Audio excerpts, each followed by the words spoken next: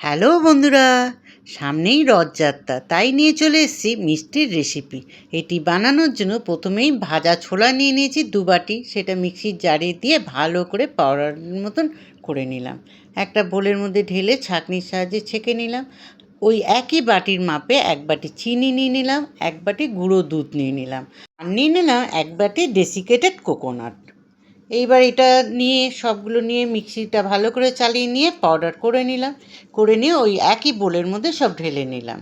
ঢালার পর সমস্ত উপকরণগুলো ভালো করে মিশিয়ে নিলাম। মেশানোর পর 1 চামচ দিয়ে দিলাম এলাচের গুঁড়ো। এইবার ভালো করে হাত দিয়ে মেখে নেব। আর 1 গ্লাস দুধকে গরম করে ঠান্ডা করে নিলাম, সেই দুধ দিয়ে ভালো করে আটা মাখার মতন করে মেখে নিলাম। মেখে নিয়ে দুটো আলাদা করে ডো করে নিলাম। করার পর একটা ডোয়ের মধ্যে একটু ফুড কালার দিয়ে মিশিয়ে নিলাম। এইবার একটা বেলিন চাকির ওপর প্লাস্টিক পেতে তার ওপর গোল করে সুন্দর করে একটা রুটির মতন করে বেলে নেব।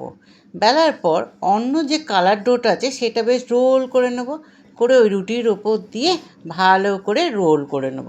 করে হাতের সাহায্যে চেপে চেপে বেশ শেপ দিয়ে দেবো। আমি এটা একটু চৌকো টাইপের শেপ দিয়ে দিচ্ছি। করার পর এইবার ফয়েল পেপার দিয়ে ভালো করে এটাকে মুড়ে প্যাক করে নেব।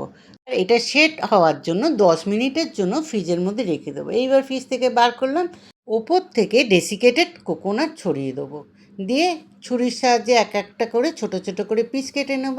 দেখুন কত সুন্দর লাগছে, কালারটাও সুন্দর, খেতেও সুন্দর, আর এত সফট হয়েছে কি বলবো। একবার অবশ্যই বানাবেন। ভালো লাগলে লাইক করবেন, সাবস্ক্রাইব করতে ভুলবেন না, কেমন? আর কি, বাই বাই।